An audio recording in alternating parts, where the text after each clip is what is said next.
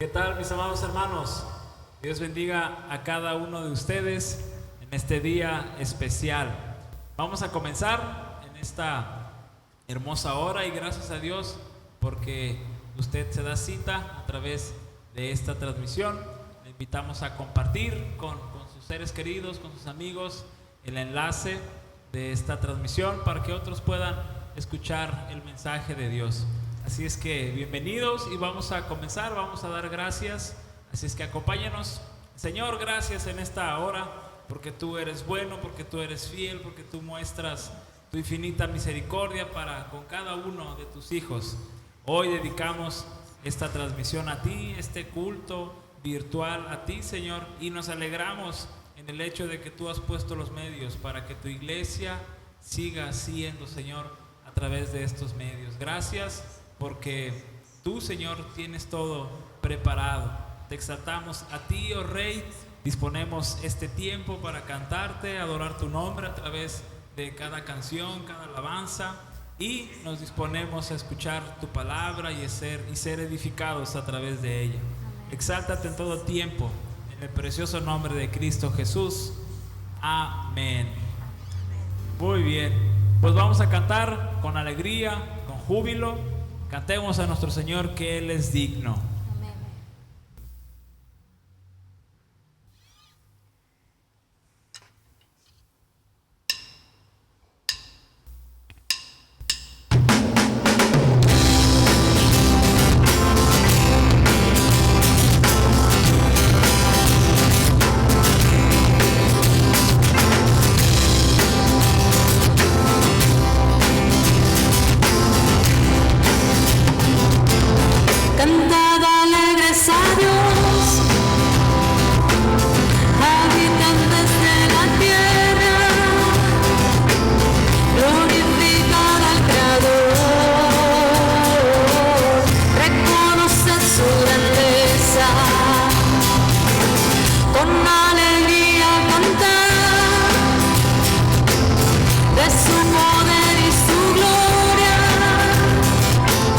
Servirle con regocijo.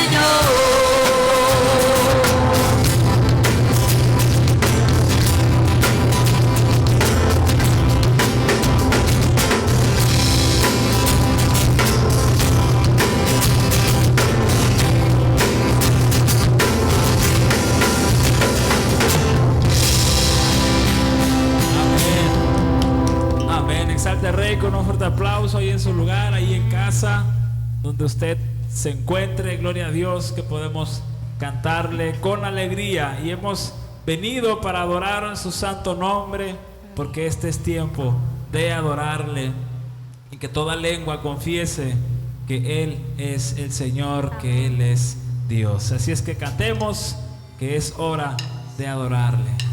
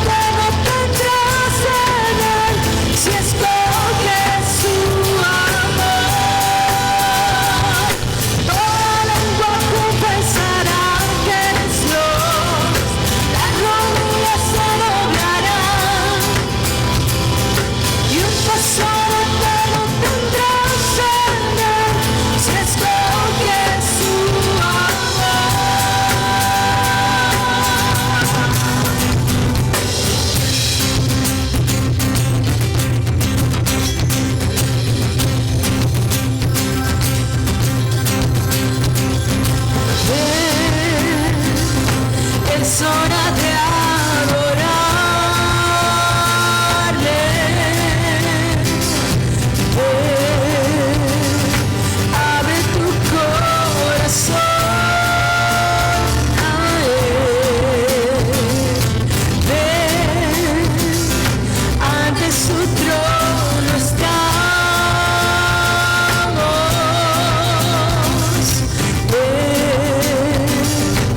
ante la majestad.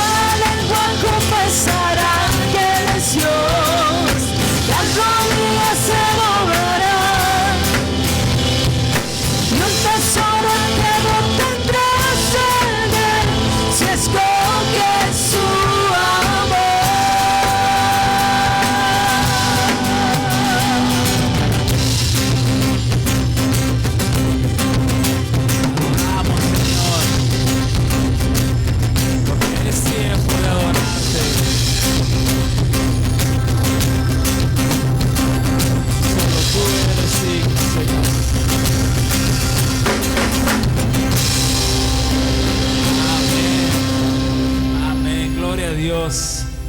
Exalta el nombre del Señor. Ahí en casa, en el lugar donde se encuentre. Y cómo no adorarle si su gracia ha sido mayor, si su gracia es más grande que nuestro pecado. Y Él es la fuente de nuestro perdón. Él es quien nos ha hecho libres. Y su sangre nos hace más que vencedores. No hay nada ni nadie que nos pueda separar de Él.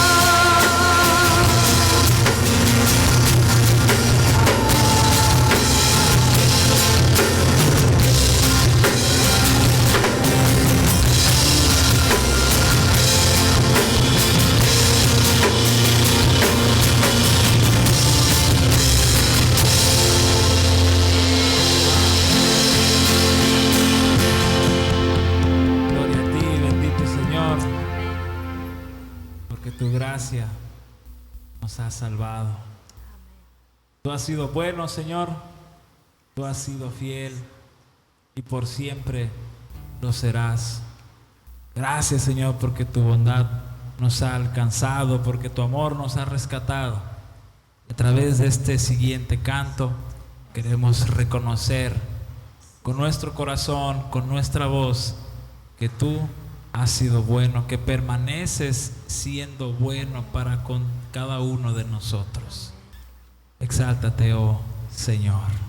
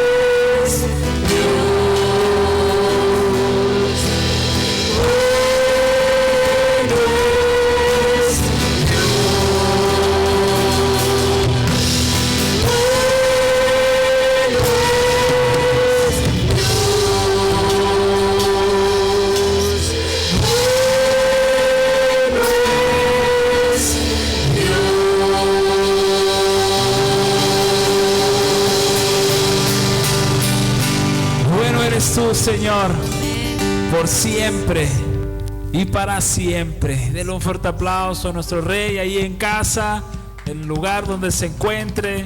Exaltado sea el Señor. Gloria a su nombre por los siglos de los siglos.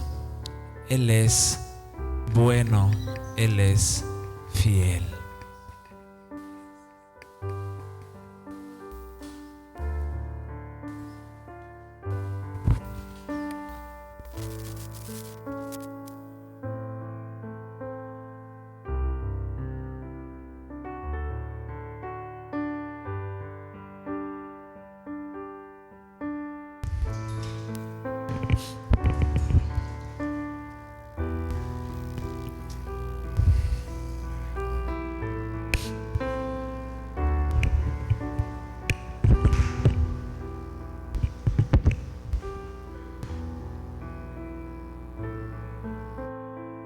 Bueno, sí. Hola, ¿cómo están? Buenas tardes, les saludamos en este domingo 1 de noviembre. Esperemos que se encuentren bien en casita. Ya regresamos por estos 15 días a este segundo confinamiento. Y damos gracias a Dios en esta mañana, porque así como decía este último canto, hasta este momento vemos que Dios ha sido bueno con cada uno de nosotros. Gracias a Dios. Muy gracias, les mandamos un saludo a ustedes que están allá en casita. Y vamos a comenzar en esta mañana, vamos a ponernos en las manos de Dios, vamos a hacer una oración. Quisiera que usted allá en su casa disponga su corazón para dedicar este tiempo a entender la voluntad de Dios y lo que Dios quiere hacer en esta mañana en nuestros corazones. Padre, te damos gracias en esta mañana. Gracias, Señor, porque has sido bueno con nosotros. Has sido bueno, Señor, con tu iglesia, y hemos visto que no nos ha faltado nada, Señor. Sabemos que cuidas de nosotros. Sabemos, Dios, que bendices nuestras vidas. Sabemos, Padre, que tu fidelidad está siempre, Señor, siempre en tu iglesia, en nuestras vidas, en las vidas de nuestras familias, en nuestros hogares, en los trabajos, Padre. Sabemos que todo lo que hemos recibido viene de ti. Y en esta mañana nos ponemos, Señor, ante ti, reconociendo primeramente nuestra necesidad de ti, Señor. Sabiendo, Dios, que en todo momento dependemos de ti, Padre, y ayúdanos a entender lo que tienes para nosotros en esta mañana. Que tu Espíritu Santo nos ayude a ser obedientes también, Señor, a obedecer tu voz y a caminar en tu voluntad. Nos ponemos, Señor, delante de ti y te damos gracias, Señor, y bendice la vida, Señor, de aquellos, Padre, que están dedicando este tiempo, Señor, ahí en sus casas. Padre, gracias te damos y oramos en el nombre poderoso de tu Hijo amado Jesucristo. Amén, Señor. Amén. Bueno, espero que ya tenga ahí muy cerquita de usted su Biblia, ya sea en papel o ya sea en su celular. Y que usted abra su Biblia en el primer libro de Samuel, capítulo 7, del versículo 7 en adelante. Vamos a estar meditando en este pasaje. Y esta predicación lleva por título: Dios siempre cumple lo que dice. Dios siempre cumple lo que dice. Mire, son tiempos difíciles, tiempos de cambio por la situación esta de la pandemia, tiempos difíciles para nosotros como congregación. Nunca nos imaginamos que tuviéramos que estar un domingo en casita escuchando la palabra de Dios y meditando en la palabra de Dios, sin poder estar en el templo en comunión con nuestros hermanos, ¿no? Yo sé que es difícil, pero también es difícil para cada pastor que está a frente de una iglesia, porque ha tenido que adaptar muchísimas cosas para poder llegar a los congregantes que asisten cada semana. Ha sido difícil para cada hogar en cuanto a la educación de los hijos, porque con esto de escuela en casa, como padres hemos tenido que ajustar nuestro tiempo, desempolvar el conocimiento que ahí estaba y no lo usábamos, y hemos tenido que enseñar a nuestros hijos, pasar más tiempo con ellos, conocernos más. De igual manera, para algunas empresas que están trabajando a distancia, ya no van a la oficina, ¿sí? Y se han tenido que modificar muchísimas cosas. Lo que empezó como una excepción, el usar cubreboca, el estar lavándonos las manos continuamente, usando gel, viene a ser una regla en nuestra vida. La excepción terminó siendo la regla y tenemos que vivir con esto. Ahora me he tenido que regresar 1 o 2 veces por el cubreboca, porque en ocasiones viajo en camión y no me dejan subir si no traigo cubreboca. En los establecimientos también. Entonces, es tiempo de cambio, es tiempo de modificar algunas cosas, y para esto creo que los cambios y el hacer modificaciones siempre implica que salgamos de un confort, que salgamos de situaciones que nosotros ya teníamos muy estudiadas, muy organizadas, muy preparadas, y empezar a hacer cosas nuevas de una manera diferente. Vamos a meditar en este pasaje, porque este pasaje es una transición en el pueblo de Israel, del cual termina lo que es la época de los jueces, aquella época en que se le conoce por una frase que dice: cada quien hacía lo que bien le parecía, o lo que él según creía que era correcto. Y empieza a haber una transición hacia el comienzo de la monarquía de Israel. En el capítulo 8 es cuando se elige el primer rey de Israel. Pero además era un tiempo de opresión por parte del pueblo filisteo hacia el pueblo de Dios, hacia el pueblo de Israel. Para esto tenemos un protagonista, que es el profeta Samuel. Samuel hizo una reforma. Por cierto que hoy se cumplen 503 años de la Reforma Protestante, de la cual el autor principal fue Martín Lutero, clavando las 95 tesis. La semana pasada terminamos este ciclo de 5 estudios, 5 predicaciones de las 5 solas. Bueno, pues Samuel fue el protagonista de este tiempo de transición en el pueblo de Israel, pero también hubo una reforma. Y Samuel fue guiado por Dios y obtuvo un triunfo espiritual, precisamente en ese tiempo en que los filisteos atacaban, saqueaban al pueblo de Israel, y eso le otorgó a este hombre una posición muy preponderante. Vamos a dar lectura a este pasaje. Recuerde, primer libro de Samuel, capítulo 7 en adelante. Dice la palabra de Dios: cuando los filisteos oyeron que los hijos de Israel se habían reunido en Mizpa, los gobernantes de ellos subieron contra Israel. Al oír esto, los hijos de Israel tuvieron temor de los filisteos. Y los hijos de Israel dijeron a Samuel: no ceses de clamar por nosotros a Jehová nuestro Dios, para que nos guarde de la mano de los filisteos. Entonces Samuel tomó un cordero de leche y lo ofreció entero a Jehová. como holocausto. Samuel clamó a Jehová por Israel y Jehová le escuchó. Y aconteció que mientras Samuel ofrecía el holocausto, los filisteos se acercaron para combatir contra los hijos de Israel.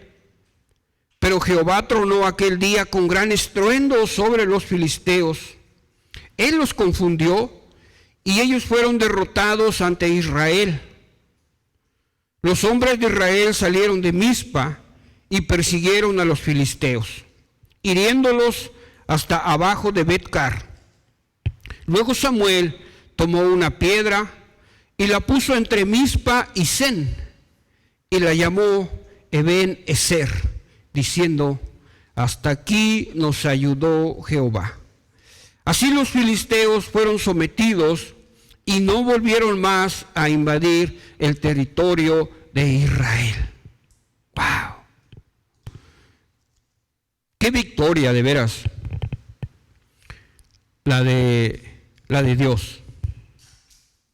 Fue una victoria tan sorprendente que este profeta usó una piedra como un monumento, como un memorial, como un testimonio de lo que Dios había hecho. Probablemente, según los libros de historia, ya no existe, no se sabe dónde fue este lugar, solo algunos aproximados, pero realmente hay algunas cosas sobresalientes. ¿Por qué?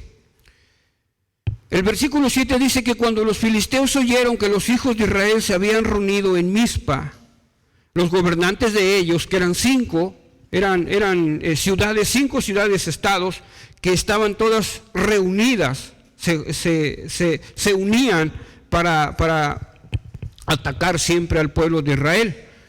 Dice, al oír esto, los gobernantes de ellos subieron contra Israel. Y la respuesta del pueblo de Israel es esta, dice, al oír esto, los hijos de Israel tuvieron temor de los filisteos. ¿Sabe?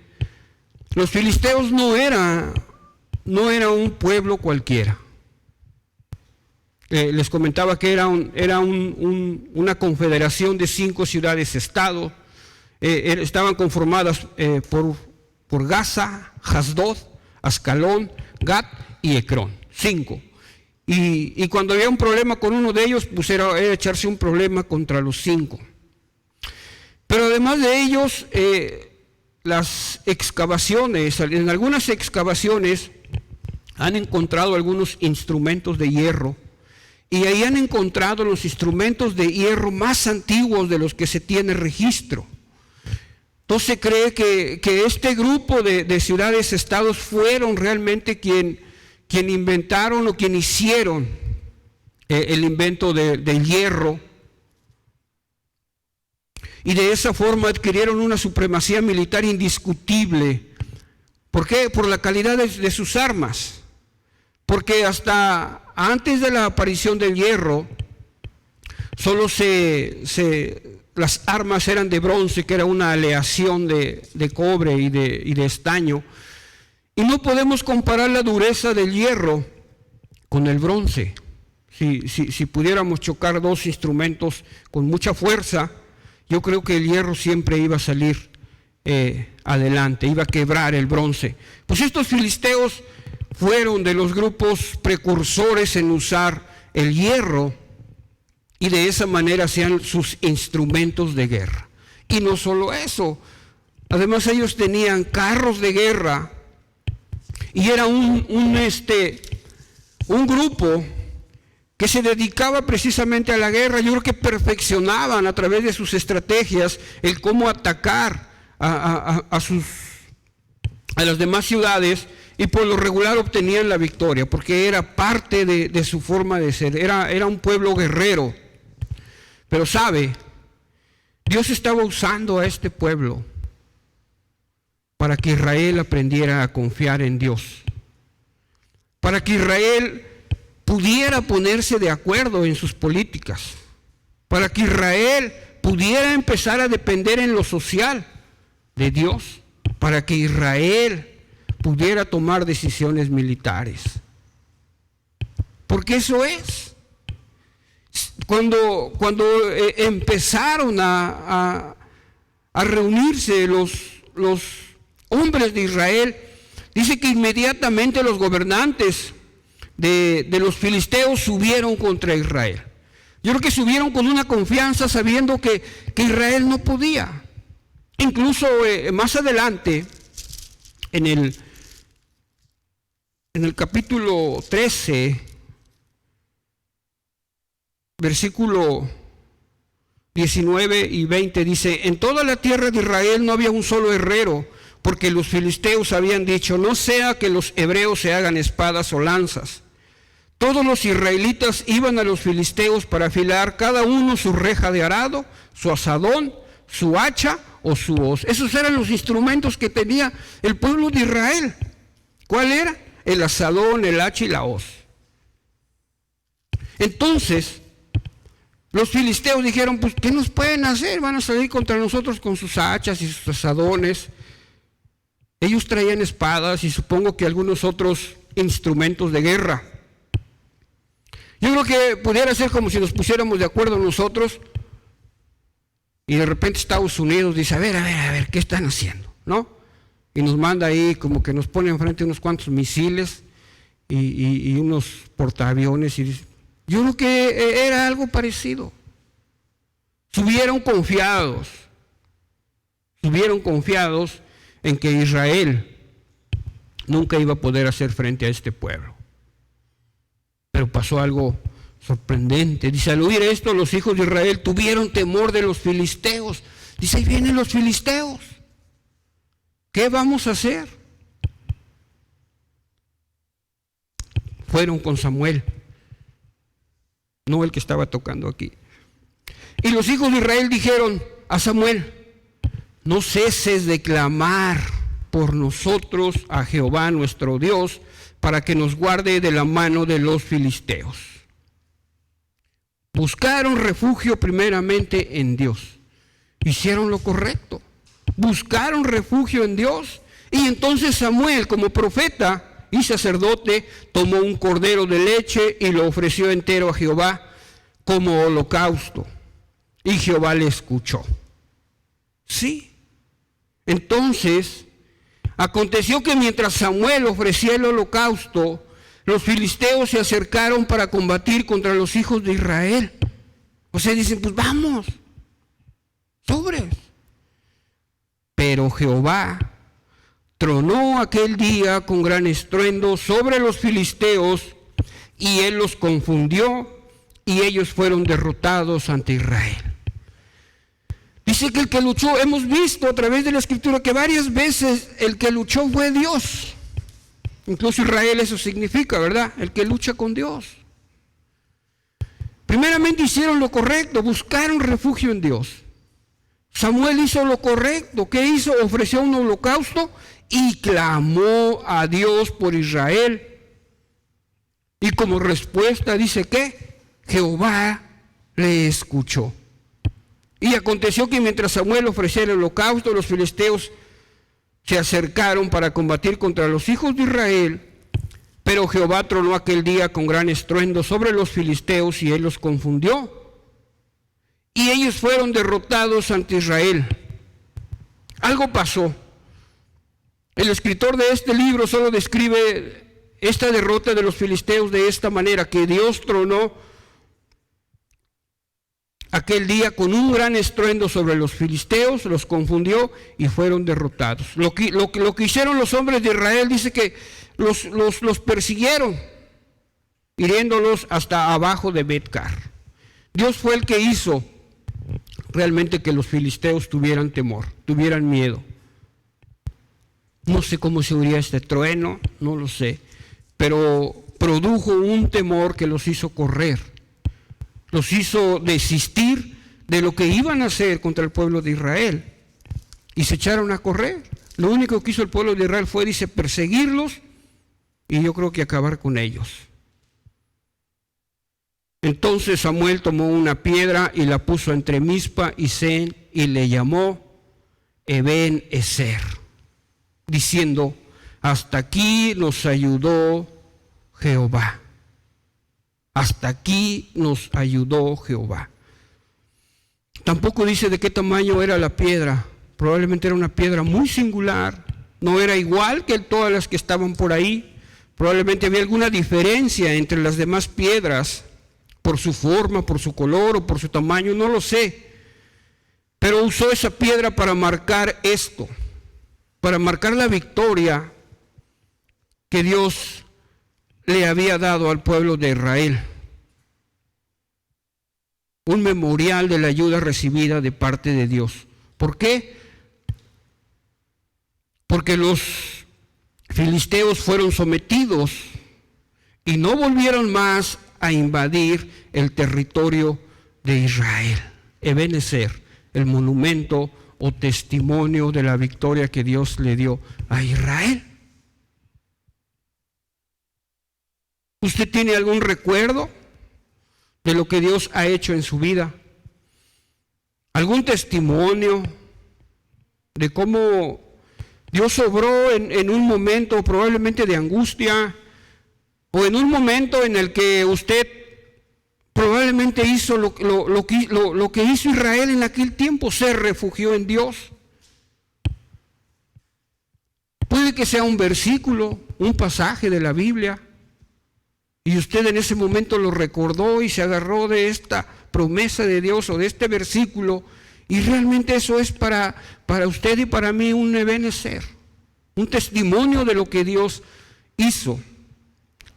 Todo recuerdo implica acontecimientos pasados y trae el efecto de hacer presente estos acontecimientos. O sea, todos hemos vivido en situaciones difíciles, pero en el momento que recordamos eso, en el momento que volvemos a leer ese versículo, nos acordamos de lo que Dios hizo en nuestra vida.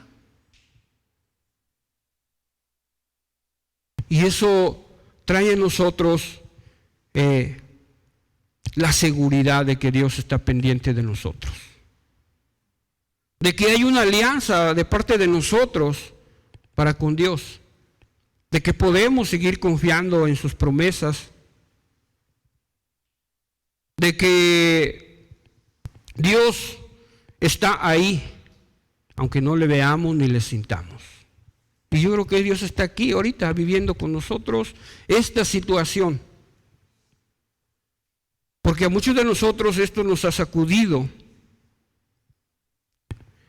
y nos ha hecho creer que Dios no tiene el control, que Dios no tiene el control, que probablemente lo que va a venir a traer paz de la gente es la vacuna.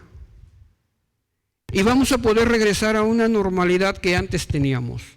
Probablemente vamos a regresar a una comodidad que antes teníamos, porque todo lo teníamos planeado y todo nos estaba saliendo bien.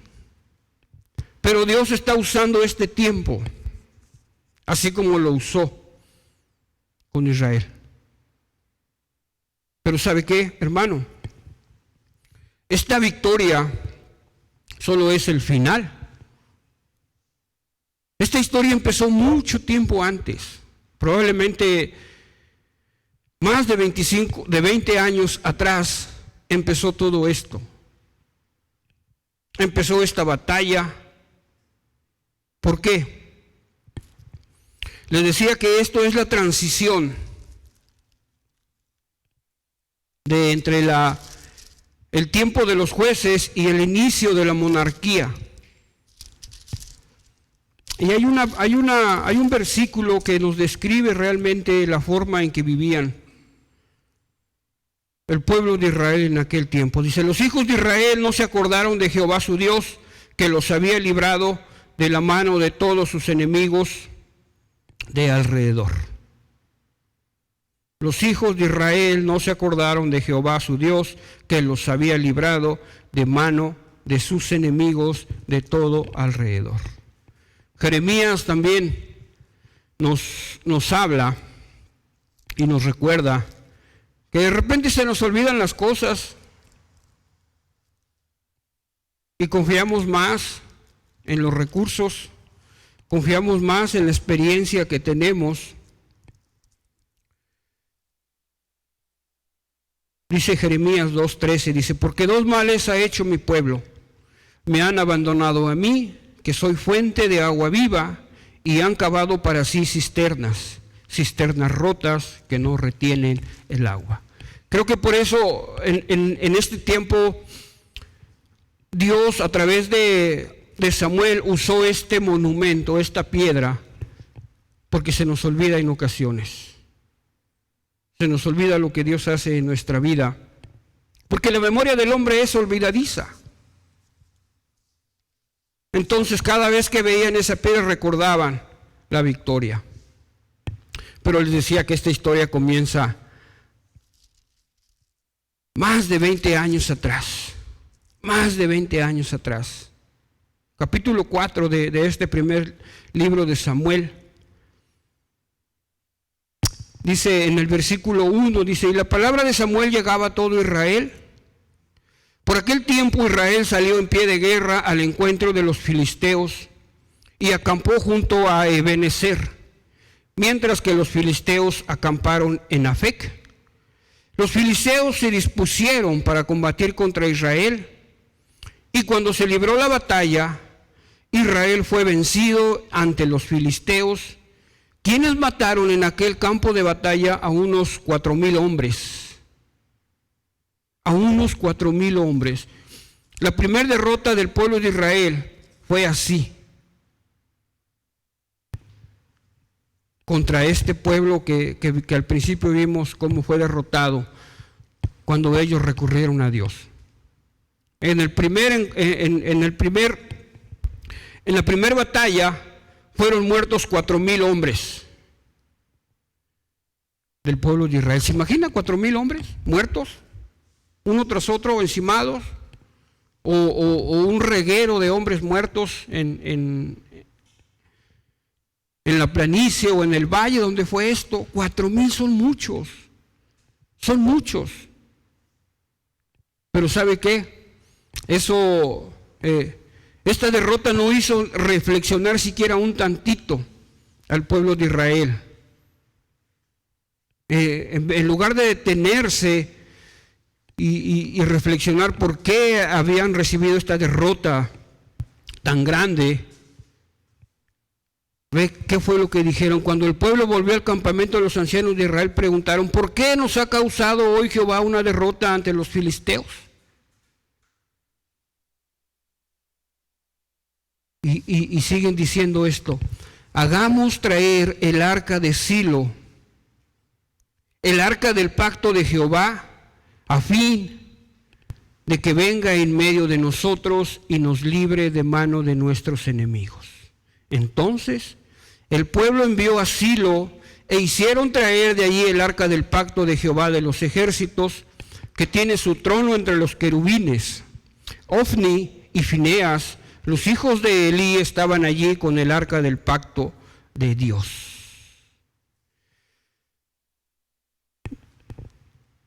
Qué duro es esto, porque a veces nosotros estamos así, sufrimos una derrota cuando no estamos haciendo las cosas como Dios quiere, y en lugar de reflexionar, nos enfrascamos en que Dios tiene que hacer lo que yo digo y lo que yo quiero. Dice, sí, mataron a 4,000, pues ahorita vamos a ver, váyanse por el arca. El arca del pacto, dice, de Jehová, a fin de que venga en medio de nosotros y nos libre de la mano de nuestros enemigos. Así como si Dios estuviera al servicio de este pueblo. Se hizo un intento de usar el arca de Dios como si fuera un instrumento de buena suerte, o algo que tenía que estar respondiendo a las peticiones del pueblo de Israel. O también se puede interpretar como una exigencia de la intervención de Dios a través de Israel. A veces así actuamos nosotros. Cuando se nos van los pies y cometemos un error, entonces decimos, Señor, arregla eso. Hazle así. Parecía ser que esto era lo que el pueblo de Israel quería. Dice, bueno, ya nos mataron a 4,000, pues ahora sí van a ver los filisteos. Vamos a ir por el arca. Y ahí va a venir con nosotros la presencia de Dios y nos libre de la mano de nuestros enemigos. ¿Alguna vez hemos estado así? Algunos de nosotros, que cometimos un error y no tenemos la humildad de reconocerlo y nos enfrascamos más en el desastre. ¿Por qué? Porque eso fue lo que pasó. Fueron por el arca. Y se dice que cuando el arca del pacto llegó a donde estaba el pueblo de Israel, que había perdido 4,000 hombres en la batalla, cuando los hombres de Israel vieron que llegó el arca, dice la escritura que gritaron. Y eso provocó un estruendo que los filisteos oyeron y que dijeron, ¿qué es eso? Y alguien por ahí, yo creo que tenían algún vigía, algún espía, dice, no, pues llegó el arca de Dios. Acaban de traer el arca del pacto. Y dice la palabra que los filisteos dijeron, pues vamos a atorarle, ya que. Y los filisteos combatieron, versículo 10 del capítulo 4, los filisteos combatieron, Israel fue vencido y cada uno huyó a su morada. Ocurrió una gran derrota, pues cayeron de Israel 30,000 hombres de infantería. El arca de Dios fue tomada y fueron muertos Ofni y Fineas, los 2 hijos de Eli. ¡Qué duro! ¡Qué duro! Yo creo que la primera derrota quedó chiquita después de esto. Toda la esperanza del pueblo de Israel estaba centrada en el arca de la alianza. Probablemente se pusieron contentos cuando vieron el temor en el rostro de los filisteos, pero cuando realmente empezó la batalla, un desastre total. Ocurrió una gran derrota, dice la escritura. 30,000 hombres de infantería fueron muertos. El arca de Dios fue capturada y murieron los 2 hijos de Eli. El arca de Dios era la presencia misma de Dios. Eso se creía. Eso se creía, se imagina. Yo creo que fue algo tan tremendo como cuando destruyeron el templo de Jerusalén. ¿Y ahora qué vamos a hacer? ¿Qué vamos a hacer?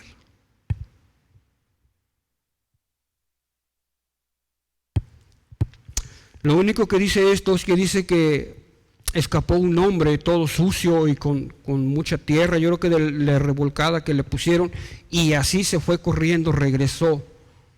Y él llevó la noticia al pueblo. Soy el que ha venido de la batalla, hoy escapé de la batalla. Y Elí le preguntó, el sacerdote, ¿qué ha pasado, hijo mío? El mensajero respondió y dijo, Israel ha huido delante de los filisteos. Ha ocurrido una gran mortandad en el pueblo. También han muerto tus 2 hijos, Ofni y Fineas, y el arca de Dios ha sido capturada. Y aconteció que cuando él mencionó el arca de Dios, Elí cayó de espaldas del banco junto a la puerta, se quebró la nuca y murió, porque era hombre anciano y obeso. Él había juzgado a Israel durante 40 años. Yo creo que cuando vio que este hombre llegó, y así como llegó, se imaginó lo peor, pero vio que llegó solo. Yo creo que él vio cuando salió el arca del pacto hacia el lugar de la batalla, y cuando vio que regresó, probablemente se imaginó lo que había pasado, pero cuando recibió la noticia, realmente fue un impacto muy duro para él. No el que sus hijos se hayan muerto. Sí, yo creo que debe haber sentido algo mal, algo feo cuando le estaban dando esa noticia. Pero dice aquí que cuando le dijeron que el arca de Dios había sido capturada, Dice que él se fue de espalda. Se fue de espalda. El arca sagrada de Dios. Él era el sacerdote. Él era el sacerdote. ¿Se imagina lo que ha de haber sentido? El instrumento de la presencia de Dios en manos paganas. Y ya nos derrotaron. Impensable. La presencia misma de Dios capturada por los filisteos. Una tragedia. Una tragedia. Se dice que la tragedia continuó porque su nuera perdió al hijo. Y ella dijeron esto, dice, ella llamó al niño y cavó diciendo, la gloria se ha apartado de Israel. Dijo esto porque el arca de Dios había sido capturada y por lo ocurrido a su suegro y a su marido. Ella dijo, la gloria se ha apartado de Israel porque el arca de Dios ha sido capturada. ¿Por qué fue capturada? ¿Porque los filisteos pudieron más que Dios? No. ¿Por qué fue capturada? ¿Porque Israel no supo defenderla? No. ¿Por qué fue capturada? Yo creo que porque el pueblo de Israel llevaba mucho tiempo alejado de Dios. En los primeros capítulos del libro de Samuel vemos la forma en que las personas que estaban encargadas de intermediarios, Elí y sus hijos, realmente no estaban tratando de ser los intermediarios entre Dios y el pueblo de Israel. Y eso repercutió en todo lo demás. Porque fueron a la guerra sin buscar a Dios primero. Porque hicieron las cosas en base a su experiencia, a su conocimiento, porque no buscaron a Dios. Puede ser muchas cosas. La pregunta aquí es, ¿cómo estamos enfrentando este tiempo nosotros? ¿Cómo estamos enfrentando este tiempo nosotros? ¿Confiados en Dios? ¿Cansados porque hemos estado nosotros usando nuestros recursos, nuestros métodos, nuestra experiencia? Nadie tiene experiencia en enfrentar esto. Nunca el mundo se había enfrentado a una situación así, en todas las áreas. Nunca había aparecido, solo en la Edad Media con la peste bubónica. Pero en aquel tiempo no había los avances que ahora tiene la ciencia y los descubrimientos en cuanto a la salud. No. Pero sabe, Dios sabía lo que el pueblo necesitaba. Si usted lee el capítulo 5, se va a dar cuenta que Dios empezó a inquietar a estos hombres que se llevaron el arca, a los filisteos, y les empezó a provocar, algunos dicen como un salpullido, como unas heridas, les quebró a su Dagón. Realmente eso provocó que los filisteos regresaran el arca. Porque las desgracias que les estaban pasando, les pasó a una ciudad, recuerdan que eran 5 ciudades, les pasó a una ciudad y dice, pues hay que llevarlo a otra ciudad, y la llevaron a otra. Y sucedió lo mismo, y de ahí la movieron a otra, y sucedió lo mismo hasta que buscaron el consejo de sus sabios, y ellos les dijeron, ¿saben qué? Vamos a regresar el arca. Vamos a ver si estos males que nos han venido son cosa del Dios de Israel, o solo es una casualidad. Y resulta que se dieron cuenta que sí era Dios el que estaba provocando esto. Pues el arca regresó a Israel, al lugar de Kiriat Jearim. Ahí llegó, se dice que llegó en una carreta, pusieron ahí unas ofrendas, unos ratones de oro y unos tumores de oro. Y llegó a ese lugar y de ahí la dejaron en la casa de Aminadab durante muchos años.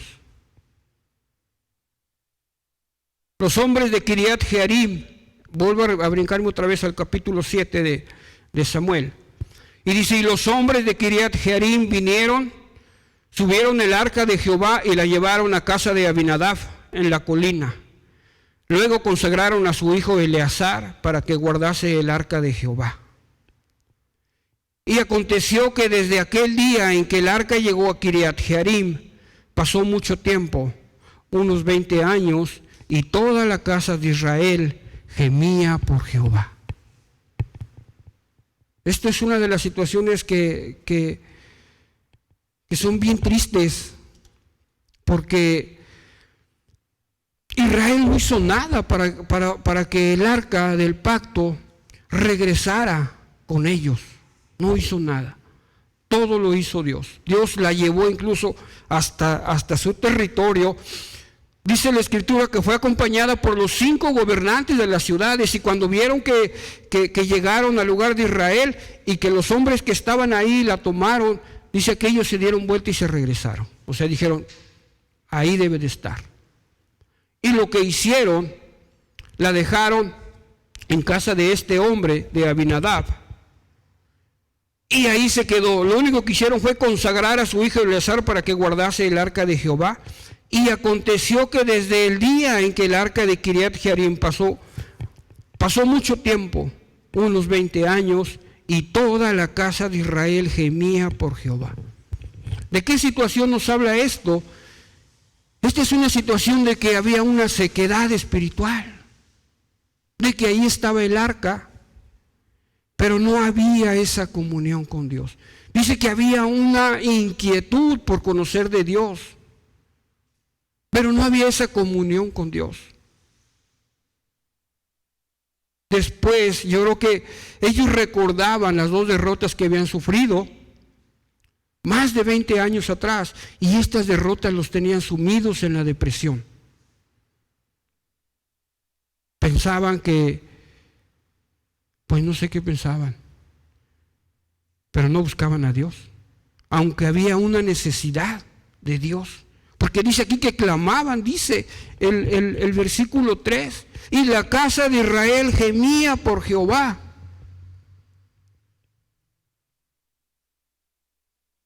Una inactividad espiritual había durante este tiempo, estos 20 años en que el arca estuvo ahí.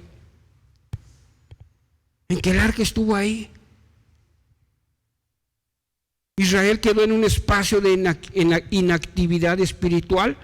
Aunque el arca de Dios ya estaba en Israel, aunque no había guerra y aunque aún había una gran necesidad de Dios, el pueblo de Israel no hacía nada. No hacía realmente por buscar más de Dios. Eso nos puede pasar ahorita, hermanos.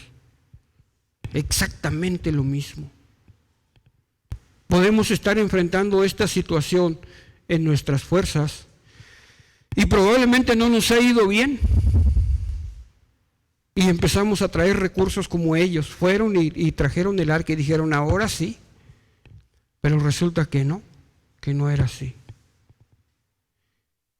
Probablemente estemos pasando por una inactividad espiritual, porque a eso nos ha estado llevando esto, el no tener comunión con los hermanos. Probablemente el no tener ese tiempo con Dios al que antes estábamos acostumbrados. Probablemente el hecho de que estemos dentro de esta nueva normalidad, y dentro de esa nueva normalidad hemos quitado nuestra comunión con Dios como antes la teníamos. Es un tiempo en el que la iglesia realmente tiene que responder a esta situación. No quedarnos quietos. Y no estoy hablando de que hagamos cosas que el gobierno dice que tenemos que hacer para cuidarnos y para cuidar a los demás. No. Tiene que haber una respuesta de parte de la iglesia de Dios a esta situación.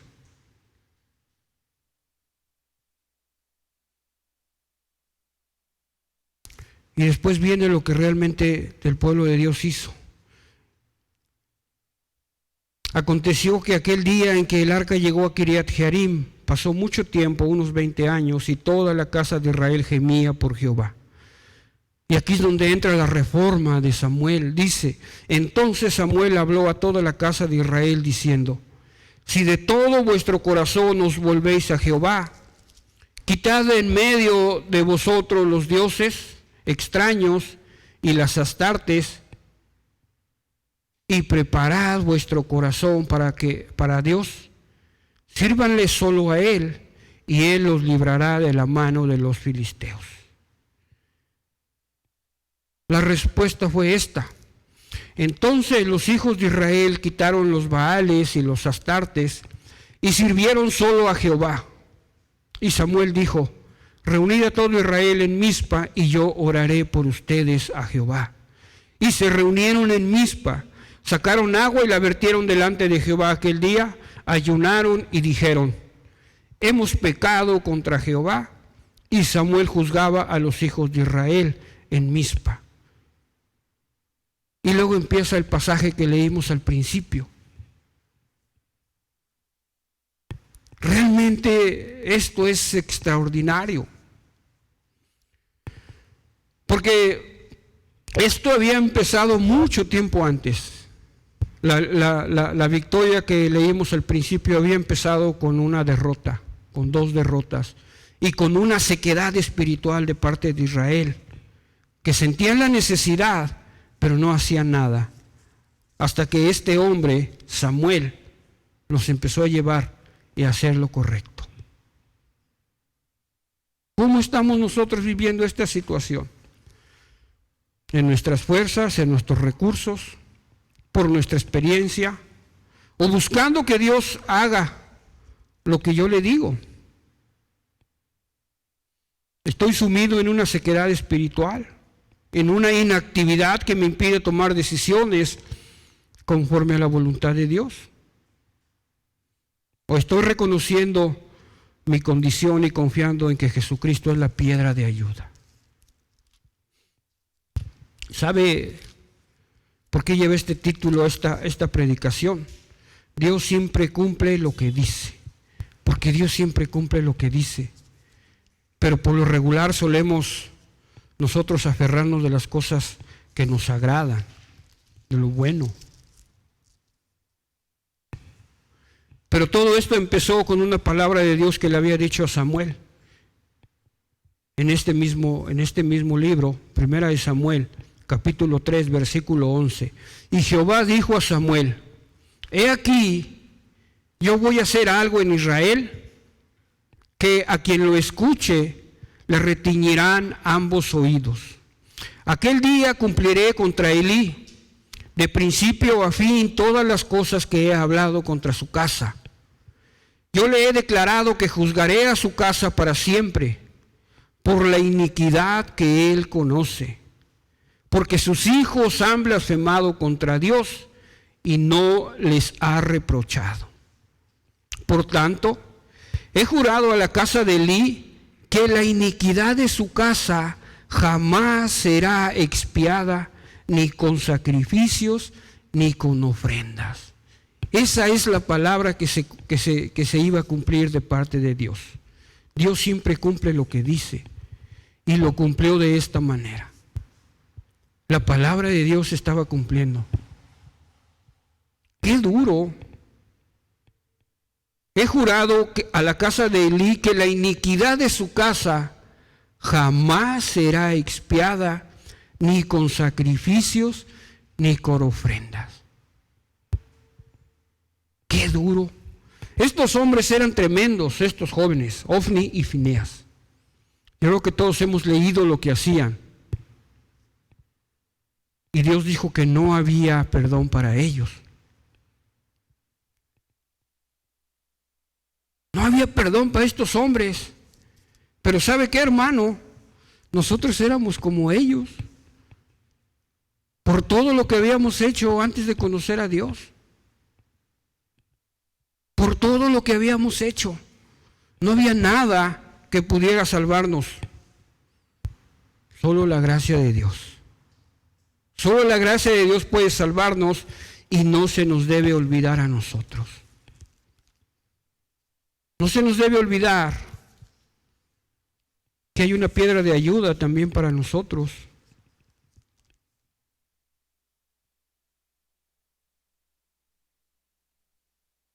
El apóstol Pedro dice esto: acérquense a Él, la piedra viva, que fue ciertamente rechazada por los hombres, pero delante de Dios es elegida y preciosa. También vosotros sed edificados como piedras vivas en casa espiritual, para ser un sacerdocio santo, a fin de ofrecer sacrificios espirituales agradables a Dios por medio de Jesucristo. Por esto contiene la Escritura: he aquí, pongo en Sión la piedra del ángulo, escogida y preciosa, y el que cree en Él jamás será avergonzado. De manera que para vosotros que crees es de sumo valor, pero para los que no creen, la piedra que desecharon los edificadores, esta fue hecha cabeza del ángulo, y piedra de tropiezo y roca de escándalo. Aquellos tropiezan siendo desobedientes a la palabra, pues para eso mismo fueron destinados. Nosotros hemos encontrado misericordia, porque ahora sabemos que Jesucristo es quien está ahí, como nuestro Ebenezer, como nuestra roca de ayuda, y porque hemos creído, no en otro tiempo como Ofni y Fineas. Es tiempo de que nos refugiemos realmente en Dios, que creamos que éramos como Ofni y Fineas y que no había nada que nosotros pudiéramos hacer para obtener salvación. Solo creer en el sacrificio de Jesucristo, y el creer en el sacrificio de Jesucristo viene a traer salvación a nuestra vida, y eso nos empieza a dar un propósito diferente. Porque Jesucristo es ese memorial, es ese lugar donde nos salva de la muerte eterna y puede salvar a aquellos que aún no le conocen. Oramos. Señor, te damos gracias por este tiempo. Gracias porque has puesto un instrumento para nuestra salvación, Señor, y porque nos has ayudado a creer.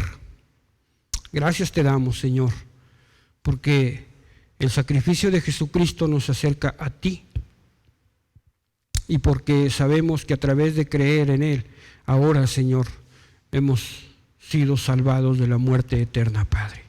Gracias. Que en todo momento, Señor, podamos tener presente este sacrificio, que nos recuerde en todo momento, Señor, de dónde, Señor, nos ha rescatado, Padre. Te doy gracias en esta mañana, en el nombre poderoso de tu Hijo amado Jesucristo. Amén, Señor. Pues bueno, nos despedimos en esta mañana. Damos gracias a Dios por su vida. Si usted quiere que estemos orando por usted, escriba ahí en la página de la iglesia. Ahí mismo en la página de la iglesia se va a agregar el número de cuenta por si usted quiere depositar una ofrenda o un diezmo. Y hermano, hagamos todo lo posible para que en estos 15 días podamos cuidarnos, cuidar a nuestra familia y cuidar a los demás. Mandamos un saludo y damos gracias. Amén.